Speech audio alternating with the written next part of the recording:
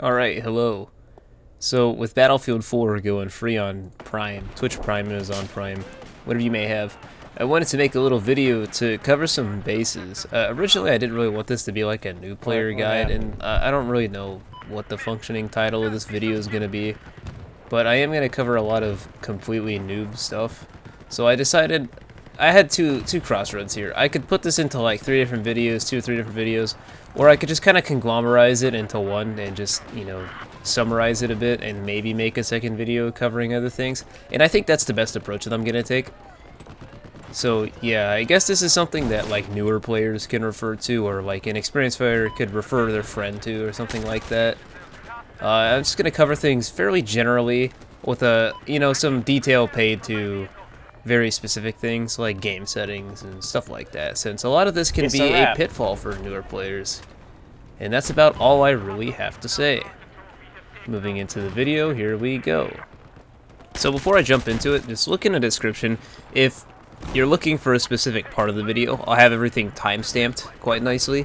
So you can look in the description, and I think YouTube has a feature now where if you look at the actual progress bar of the video, or the, I don't know, time coder, I think is what it's called, whatever. You Oh, can it's see actually huge. I sections, get so you're grenades looking back. for Copy something that. specific, or maybe the part doesn't really entertain you or Yeah, pertain to you at some point. community ops Skip is the ahead, one with skip the back, circle, jungle. square, You get the vote triangle. one.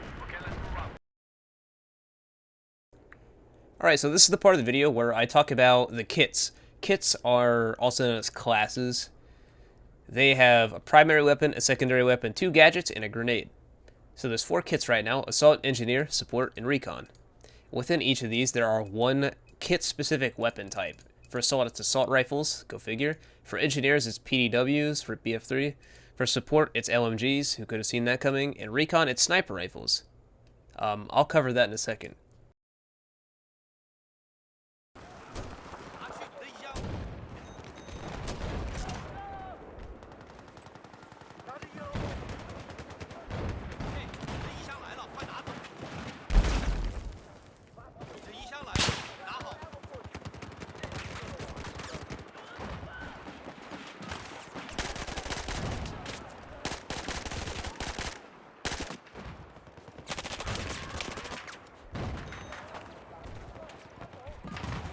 So Assault, generally pretty simple. So let's go here. Let's say customize, and you get to this screen. All these assault rifles, right? I haven't unlocked this one yet, sorry. Carbines, DMR, shotgun. So all kits can use carbine, DMR, and shotgun. Carbines are the middle ground between PDWs or SMGs and assault rifles, and they cover a middle range.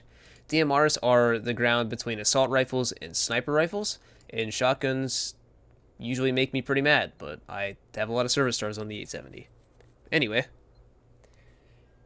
secondary weapons. Every class has access to every pistol or kit. Pretty simple here. You kill with them, you get progression. Nothing too crazy going on there. They get a sight, an accessory, and a barrel. There's gadgets as well. Gadgets are kit specific. Assault, as you can see, gets a lot of assortments with underbarrel attachments, or medics. The decoy is also, I think, something that they get. Pretty cool. I've never used it. I might try it out. Most of the time, you'll see people with medic bag and defibrillator. That's the gimmick about the assault, is that they are the spearhead invasion force, but they're also a medic, which leads to a very strong combination. And your grenades are generally up to whatever you need them to be. Frags are going to be your general all-purpose, throw it, does damage. Minis, I think, fly further. You get 2 of them, but they have a smaller blast radius. RGO impacts make me mad. They detonate pretty much after bouncing. Incendiaries are like Molotov cocktails. You throw them down and they burn. Smokes are, used to block vision and line of sight. It's really effective for pushing up in like rush or domination or whatever. Flashbangs are flashbangs, and hand flares hurt everyone's eyes, and that's pretty much their only benefit, is they hurt eyes really bad. Your knife is just whatever you want it to be. Yep, you get a knife skin in this game. Your field upgrades are pretty important here. I believe every single class, or sorry, every kit gets a custom field upgrade. This one is Grenadier. I think that's what that is. Yeah. So there's defensive, offensive, shadow, whatever you want it to be, right? This one gets combat medic and Grenadier. And the camouflage, I have the dice camo on. No, I don't work for dice or dice LA or anything like that. This is just an Easter egg camo you can get. It used to be limited to them, but I guess they made it available to everyone.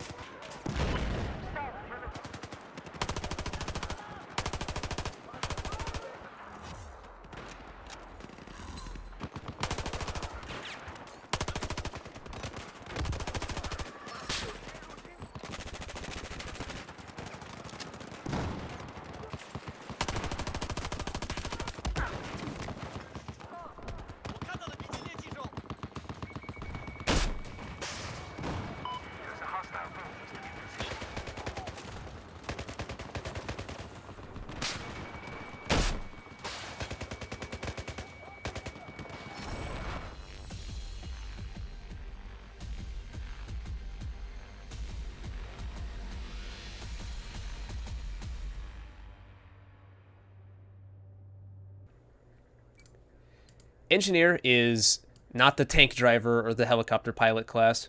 It is a very strong utilitarian kit, actually. As far as their field upgrades, you get anti-tank, which is quite nice. You get a lot of extra anti-tank and anti-air ammo, as you can see. Maximum deployed explosives. This is a pretty strong thing. Let's say you're getting railed by a tank, but your squad bonus is there. This will help you out a lot. Mechanic, maybe you're playing for maybe you're playing in a tank or whatever, and your team's just your squad's going hard. Go for it. I don't really think I play offensive since I really tend to play infantry, but when I tank up, I might start using anti-tank just to shut them out. Again, these are PDWs, but you see I have access to carbines, DMRs, and shotguns. Nothing too crazy going on there. I like the MPX. Nothing too crazy there. Your gadgets are going to be a lot of rocket launchers or a lot of mines. You get the EOD bot and the AA mine, which are pretty funny. Actually, the EOD bot is Wally. It's this little robot you control, and it can burn people or blow up mines or do all kinds of stuff. It's kind of used as more of a meme, but you can also arm and disarm objectives and rush with it, as you can actually probably see it. Yeah, you can see it here. It's pretty funny, but yeah, the anti-tank mine, the tank runs over it. It makes the tank hurt real bad, and then the slam it's a slam. Someone walks over, they get hurt. The repair tool is the blowtorch. You use it to repair vehicles or actually harm vehicles if you're standing next to them. All these rockets function a little bit differently, but they all function similarly in the sense that they shoot a fucking rocket. I don't really think that needed to be explained. Yeah, some of these are like laser guided, like the Sral. That's my favorite sniper in the game. The Javelin can mark targets in the air or on the ground. Stinger and the Igla can what's it called? They have different ranges for how they track anti-air. And one might require you. It might have more range, require you to maintain target, whereas one's fire and forget. There's the wall, all this stuff. It all does whatever you want it to. Some fly faster, some deal more damage. Yeah, there's not really a lot that needs to be said here.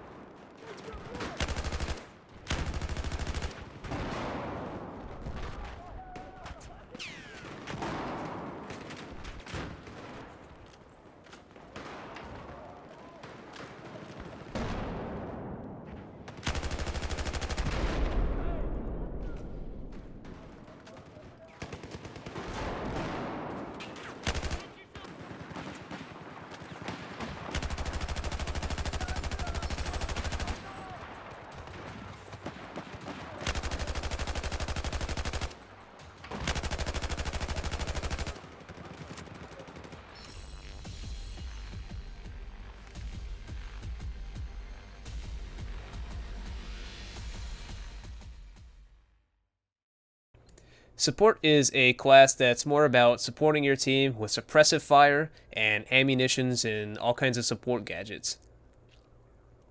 So you see, you get light machine guns that I am not a huge fan of, to be honest with you. I don't like LMGs at all. And LMGs function the exact same way. They get an optic, an accessory, a barrel, and a underbarrel, right? Nothing too crazy there. Bipod. They pretty much assault rifles for all intents and purposes, except for they bloom out a lot.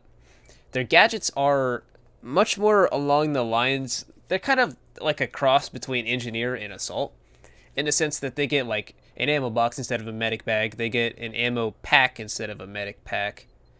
They also get claymores and mortars and all kinds of stuff that like is used to you see, very utilitarian, like very utility heavy. You get an XM25, which is like kind of like the undermount, where I tie in the hybrid of assault.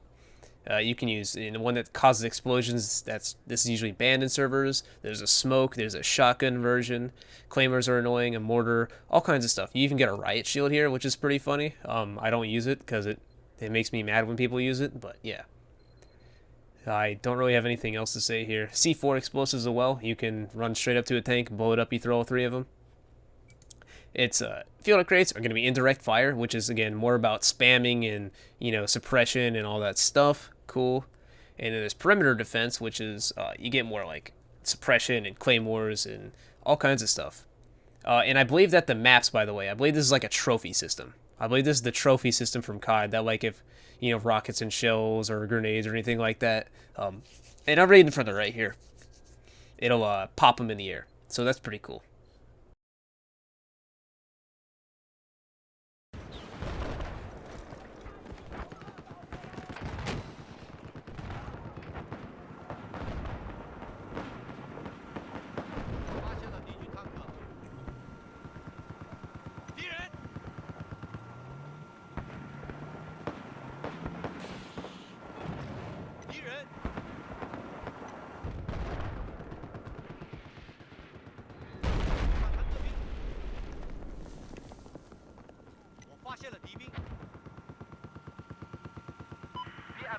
The enemy has set the charge for objective Bravo.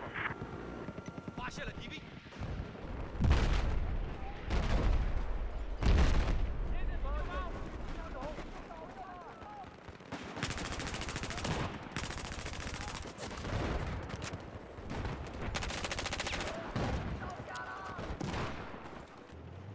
Oh wait, hold on. I could actually snipe this tank with the C4. Hold on.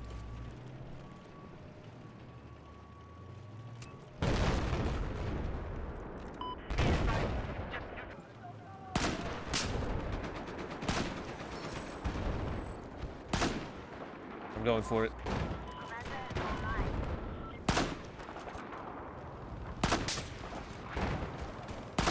These kids ain't got shit on me, bro. These kids ain't got shit on me.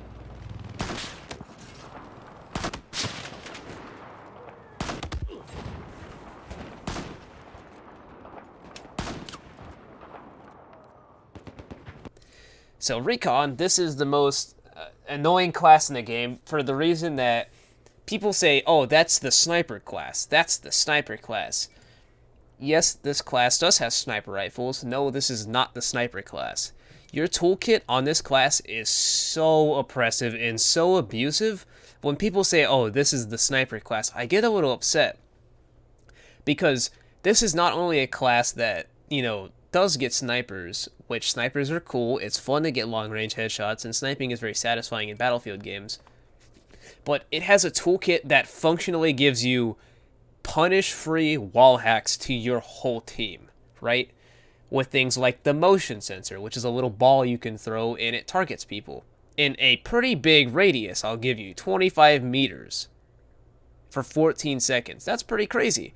The radio beacon is a deployable spawn point. The PLD is kind of like the SOFLAM, but weird. So this is it'll like mark vehicles in the air on the ground and let people target them. The tugs is it's a, what's it called? It's a like a motion sensor. You put it on the ground and it detects people who are running up on you. Really useful if your team's defending a position, or like you put it on an MCOM and rush and you run away and oh, look, someone's on the bomb, to run over there and shoot him in the face. So Flam, again, you put it down and you can mark a vehicle and automatically mark stuff like that. It's pretty cool. The MAV is the you can use it to spot people. You fly it around and it's lossless. You just fly it around and spot people. It's a super useful tool, an extremely strong support tool. And again, you get claymores, the Suave, which is annoying, but really useful, and the decoy, which every class gets a decoy. And they have two field upgrades too. There's Spec Ops, which stealth. No motion sensors at all, which is crazy. C4s, you get 6 C4s motion sensors, can go up 5 motion sensors, and increases the range of tugs and MAV. This is crazy. So like if you have a strong player, he's using like a DMR or a carbine or even a shotgun. And I'm trying to make use cases here for not using a sniper on this, because everyone can, everyone wants to use a sniper, right? But sometimes you're going to do a lot more for your team by being on a carbine, throwing up an MAV. Oh, look, there's like 6 guys over here, and you just go bonk them. And then, of course, there's sniper, which is, wow.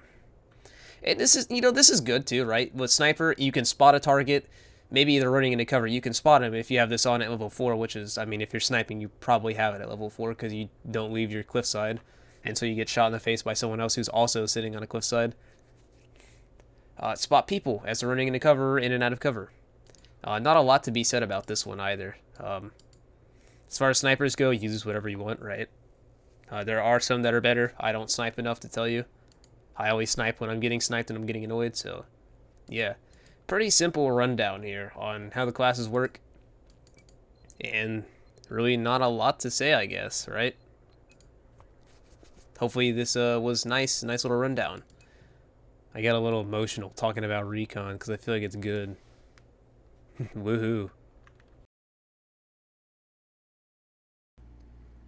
Alright, hello. So, this is going to be the settings part of this video.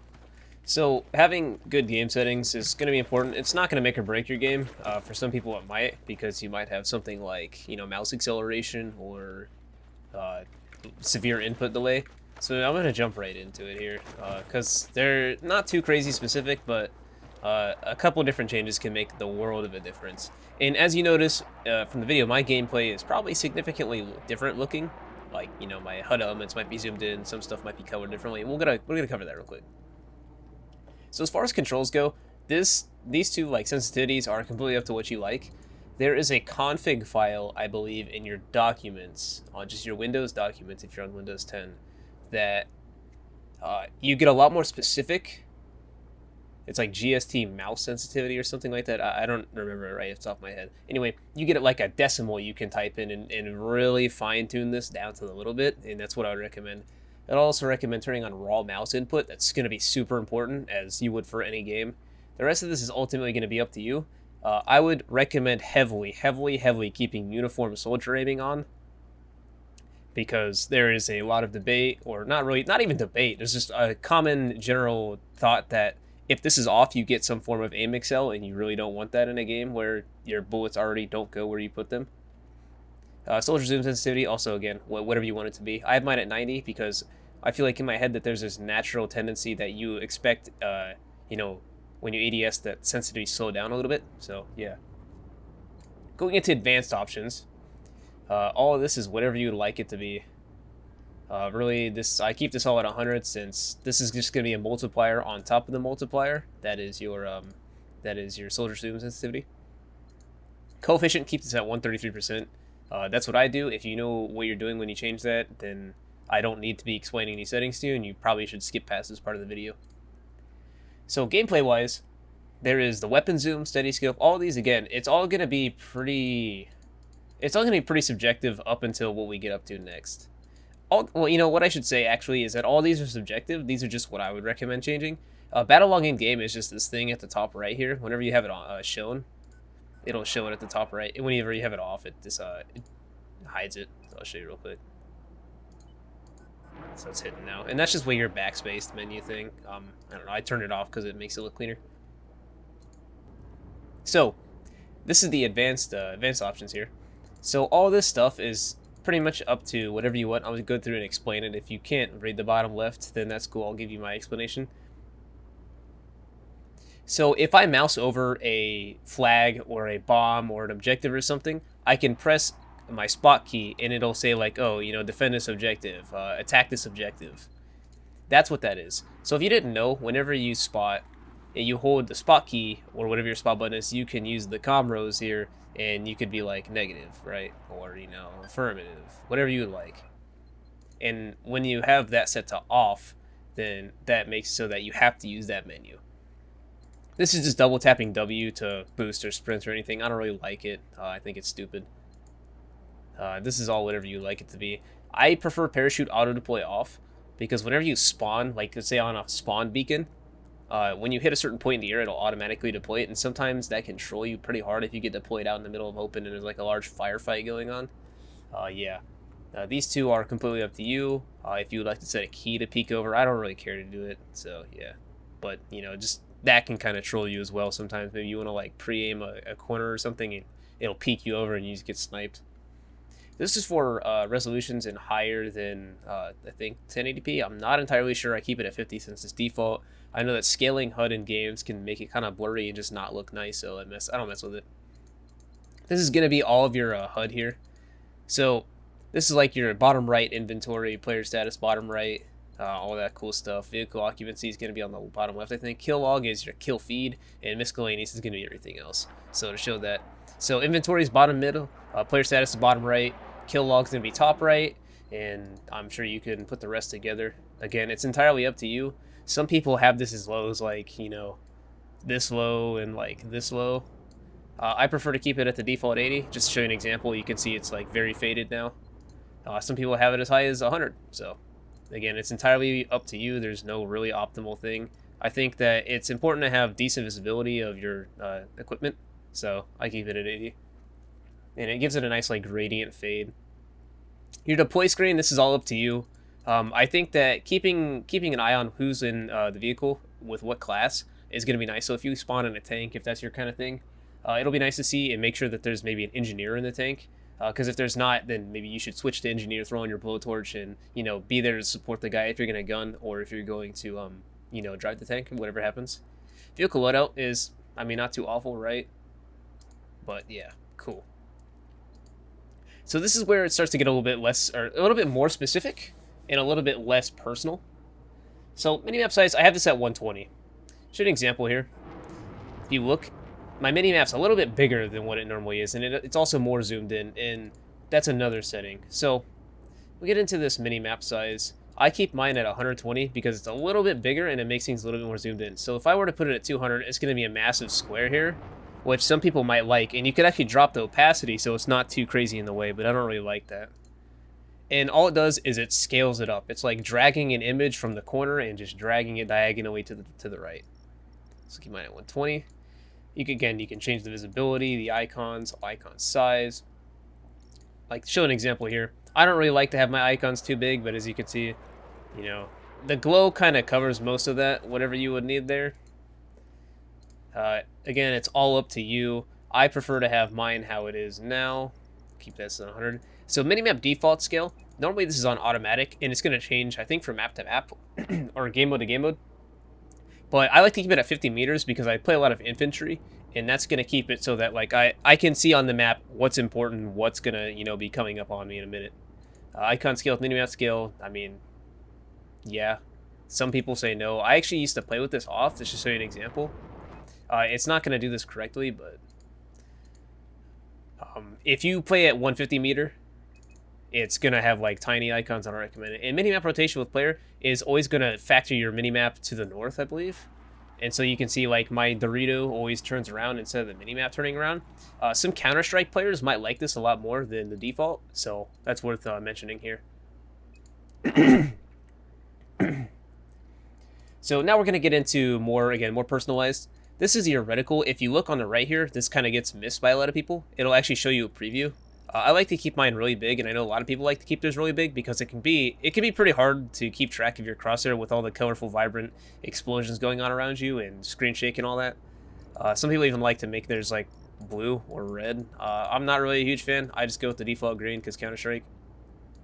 So Droptix reticle is always going to be what this is, and this will change depending on what sight you're using. So if I was using like an ACOG that glows or a Cobra or whatever, this would change. Keep mine at a 111. It's a little bit bigger than default. It lets me keep track of it versus like the 100 that's kind of a small dot. If you feel like you can keep track of it on 0, whatever you want, cool. Glow is going to affect how much it glows. As you can see, like it gives it like more of a background to it, I guess, like more of a background to the dot.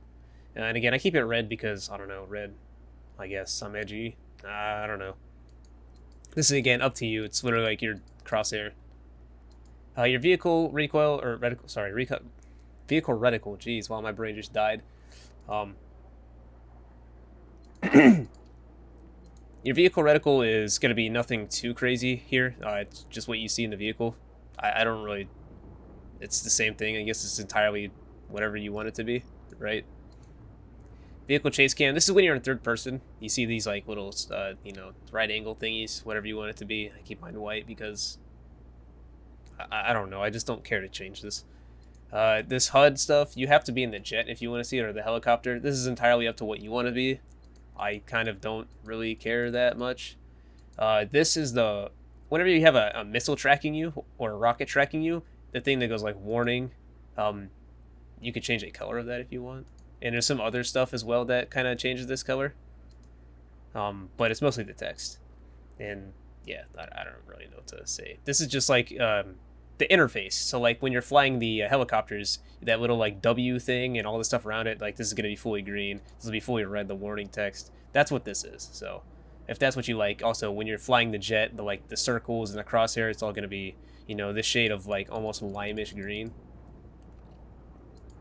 All the specialized vehicle HUDs is just like I almost want to say this is like missile truck and AA guns and all that stuff. Whatever you want it to be. The hit indicator, these are your hit markers, as you see on the right.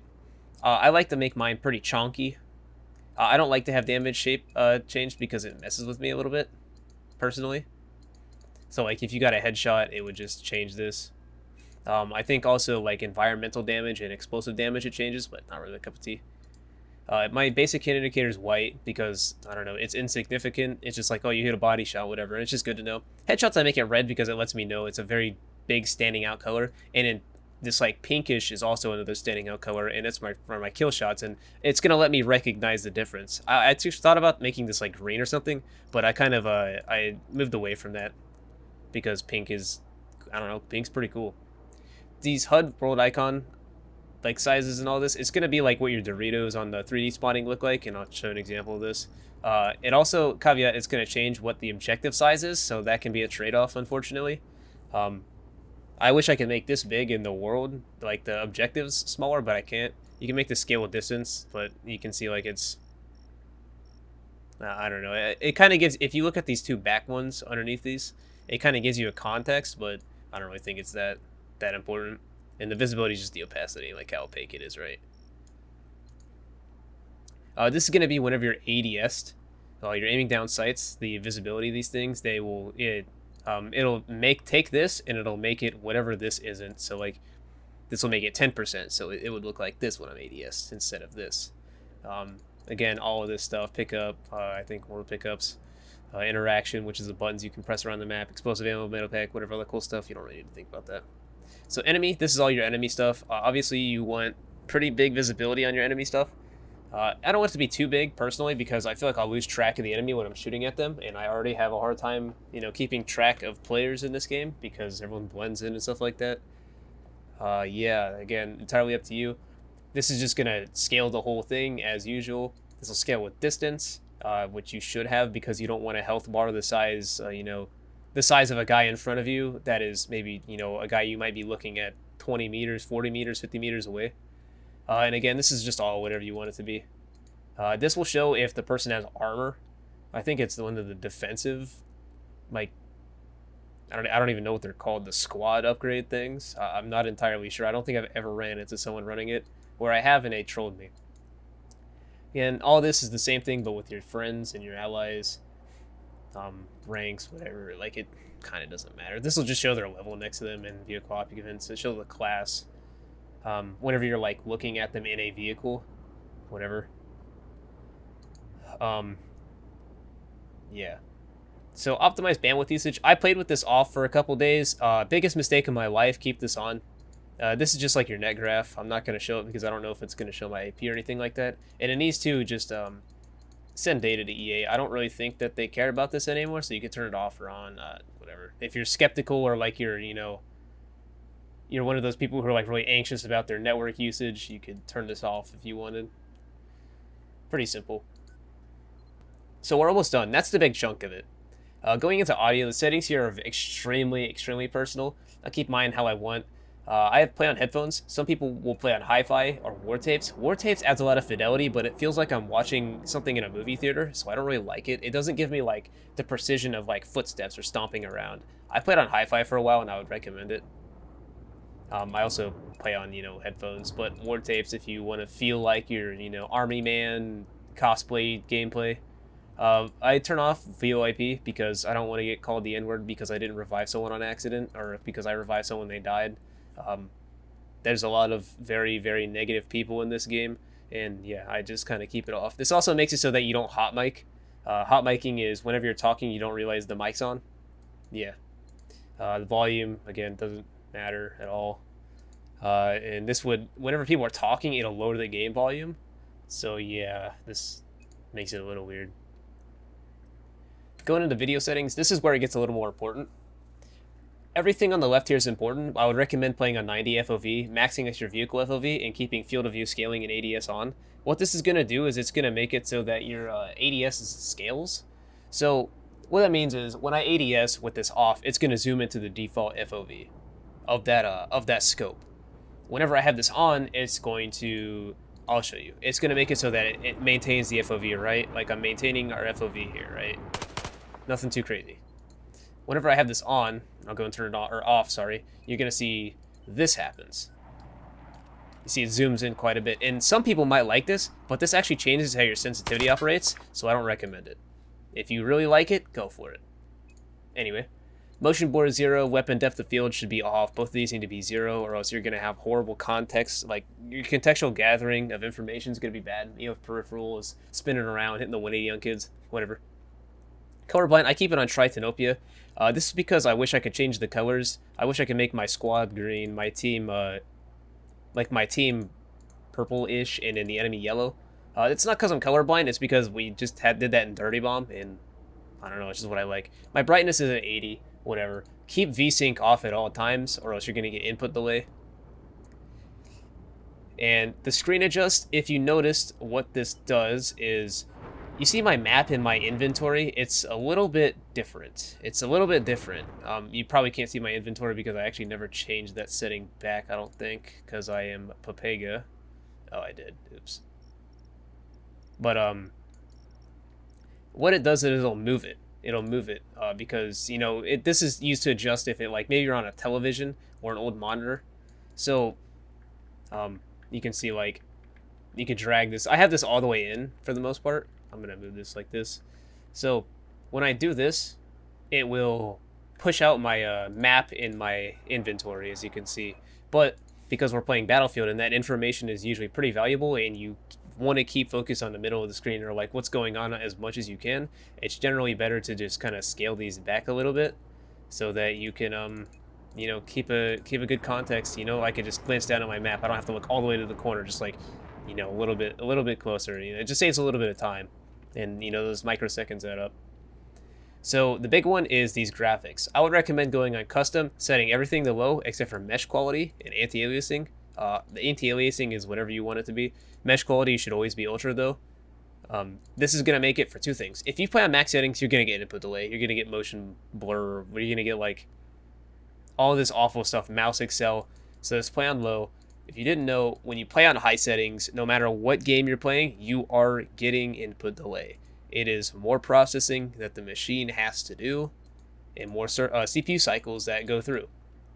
And this is all post-processing, right? So naturally, you would imagine.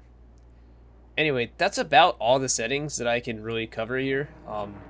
I think I covered quite literally every setting, except for the ones that were, you know, redundant in and of themselves. So yeah, hopefully that helped out a little bit, gave some insight as to what I play. I'm by no means like a professional player. I'm just a dude who plays the game, right? I try to improve every day, and that's about it. Hopefully this helped out, guys. Alright, so in this part, I'm going to talk about like servers and stuff like that. Okay, that didn't make any sense. In this part, I'm going to talk about servers and what generally encompasses servers and like what this all means. So a lot of people are coming to this game because they're brand new and they're like, the game was free on Twitch Prime, Amazon Prime, whatever. That's beside the point. A lot of people coming to this game are brand new to a server browser because they've always played games with matchmaking and stuff like that. They've never had to engage with custom servers.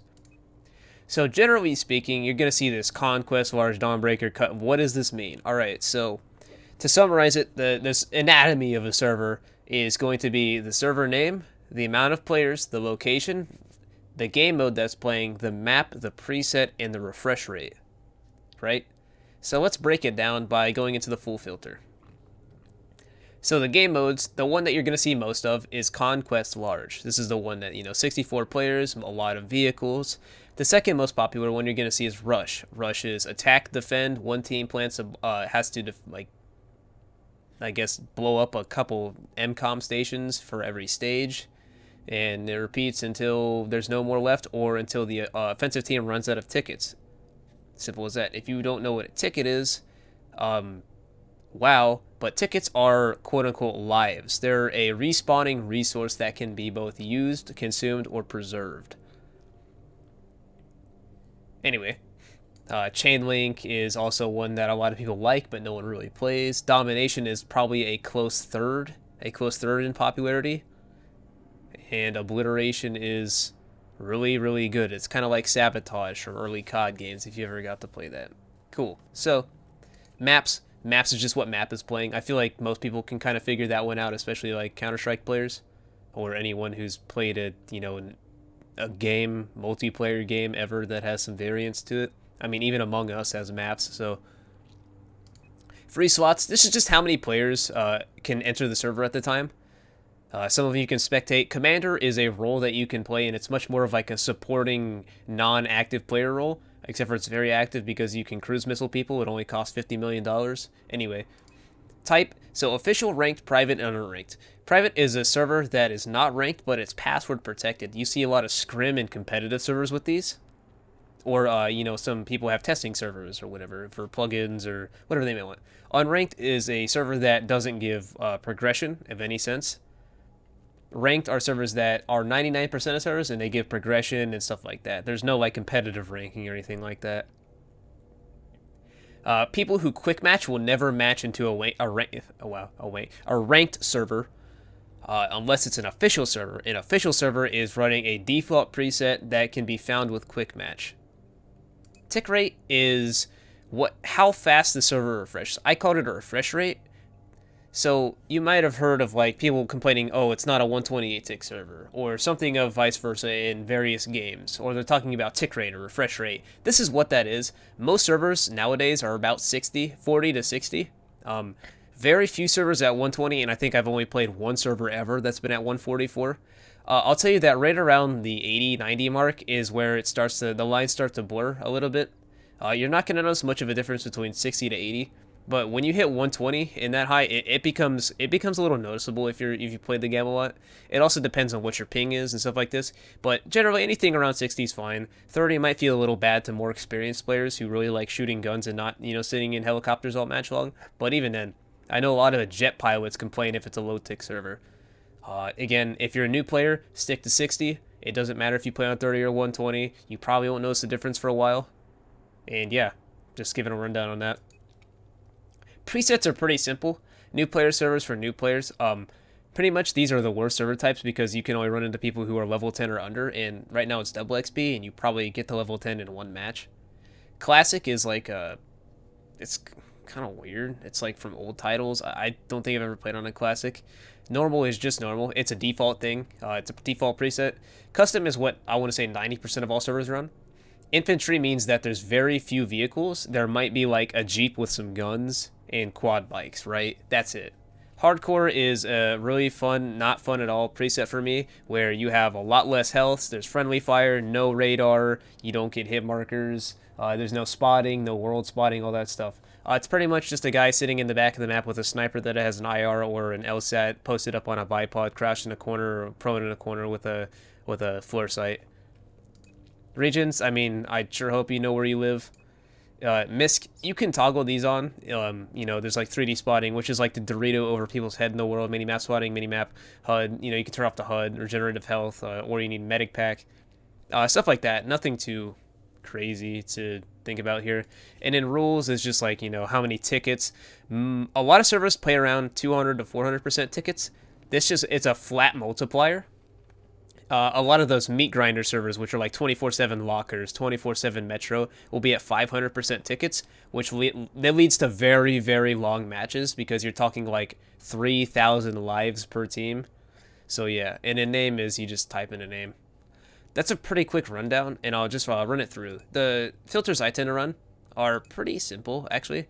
If I feel like playing a specific map, I'll click the maps that I want to play.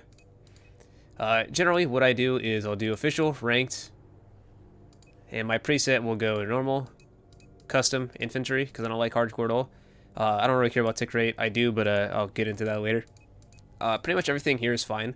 And let's say I want to play Rush. So I'll wait, and it'll say 19 servers. Cool. And I can even filter this down more if I wanted to wait.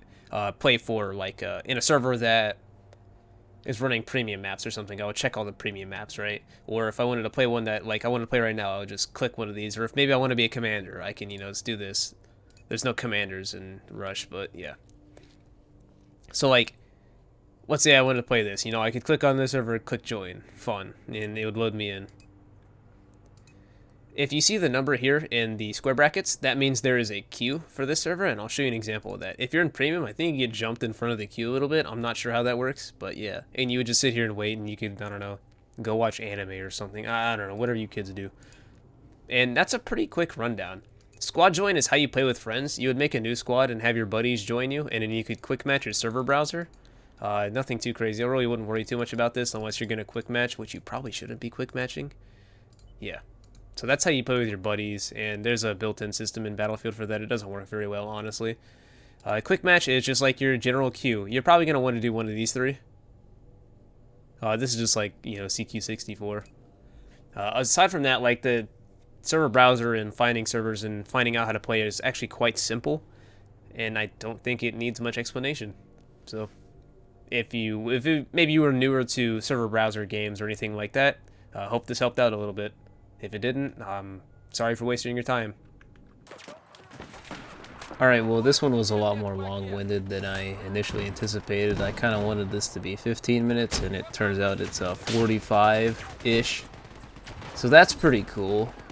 Hopefully this helped you out, whether or not you're like an experienced player, new player, maybe a returning player, maybe someone who doesn't even play Battlefield. I hope this helped you out. I don't really know what else to say. I stream regularly. You can check out the Twitch if you want. I'm not a very serious person, so if this video came off as super serious, I'm sorry. The content of the video was very serious, but like the tone and dialect or whatever. Yeah. Anyway, follow on Twitter. I don't know. This is the part where I guess I just plug my socials. I won a championship match or something. Anyway.